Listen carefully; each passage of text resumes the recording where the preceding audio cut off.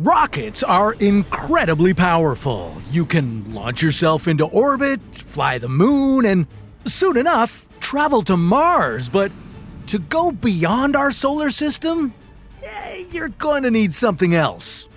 Solar sails. How exactly would sails work out in space? How long would it take you to travel to the edge of the solar system? And why could this journey end with your slow and lonely demise? This is What If, and here's what would happen if you sailed the galaxy on solar winds. To launch a spaceship, you need a rocket to push you up into the sky. That push is called thrust. Being launched from Earth with the power of a rocket gives a spacecraft most of its momentum.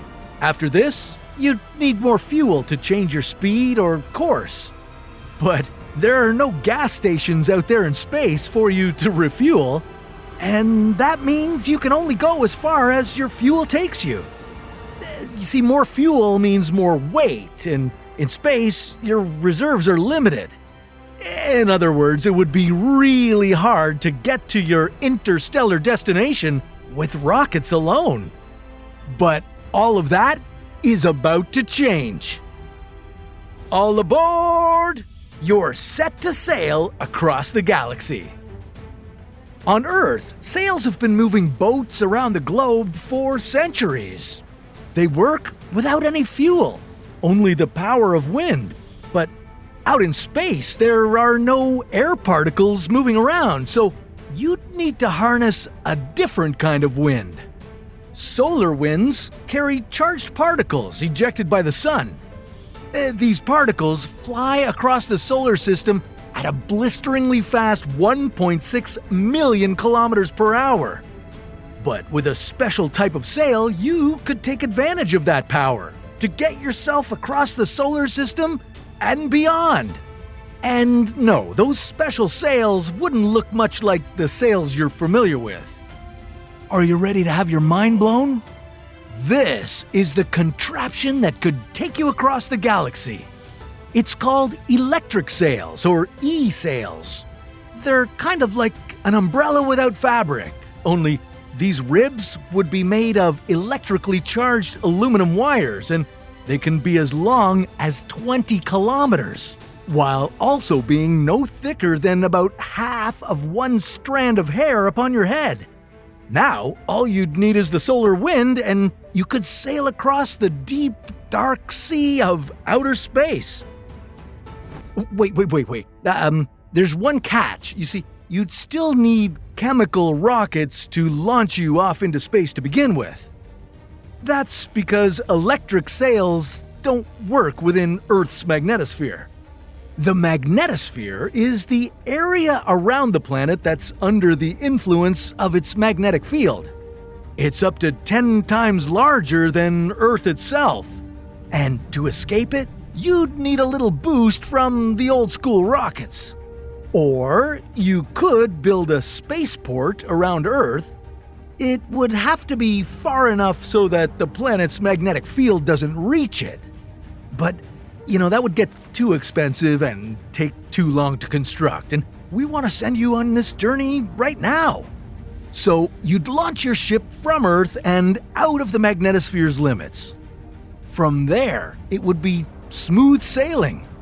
With a 1,000-kilogram spacecraft like yours, you'd have about 100 wires to catch solar wind particles. You'd be a pioneer, voyaging through space with this fantastic new technology. After 1 year of sailing, you'd reach a speed of at least 30 kilometers per second. And you might even go as fast as 150 kilometers per second. Yeah, and that's really fast. Faster than Voyager 1, the fastest space probe humans have ever sent off-world. The Voyager 1 probe is hurtling through space at about 17 kilometers per second. After spending 3 years getting past Mars, Jupiter, Saturn, and Uranus, you'd end up beyond the orbit of Neptune. You'd navigate by simply changing the voltage levels on different wires of your electric sails. Yeah, well, you'd still have to be a navigational genius to sail safely, especially when you get closer to the outer edges of the solar system. Here, you have to pass through the Kuiper Belt. This area is filled with icy comets, and if you're not careful, these comets will do some hefty damage to your electric sails. Yeah, your interstellar trip might end before you even get out of our planetary neighborhood. After that, you've still got a long way to go to the very end of the solar system, the heliopause. It's 4 times further away from the sun than Neptune. So, fasten your seatbelts and power through a pretty uneventful view for about 10 more years. Yeah, I know, you'd prefer a view of Jupiter or Uranus instead. But hey, it's almost time to explore worlds you've never seen. Ooh, I just remembered I was supposed to tell you something important. Yeah, you know how your electric sails need solar winds to sail? Well, now you'd be the furthest from the sun you've ever been, and that means there won't be as many solar particles pushing your spaceship forward. Your sailing might just come to a complete stop, leaving you stuck forever in the outskirts of the solar system. Cold, lonely, and hopeless.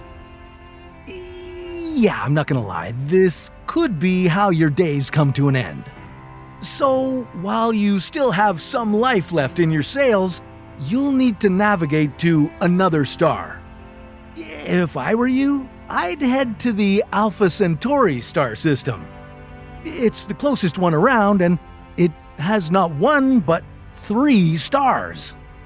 Now, you should also know that not all stars are equal in providing you the powerful solar winds you so desperately need. Passing by a red dwarf star like Alpha Centauri C, also known as Proxima Centauri, you'd experience luminosities that could be anywhere from 1/10 to 1/10,000th as strong as our own sun. But despite this, you might be able to gain enough accelerating power to reach super high speeds once again. And all this without any chemical fuel. Yeah, going green is the cool new thing everyone's talking about. Okay, now that you've made it further into space than any human has ever dared to go, well, you should probably explore what else is out there. Like some of the planets scientists have discovered that might be even better for life than Earth. But that's a story for another What If.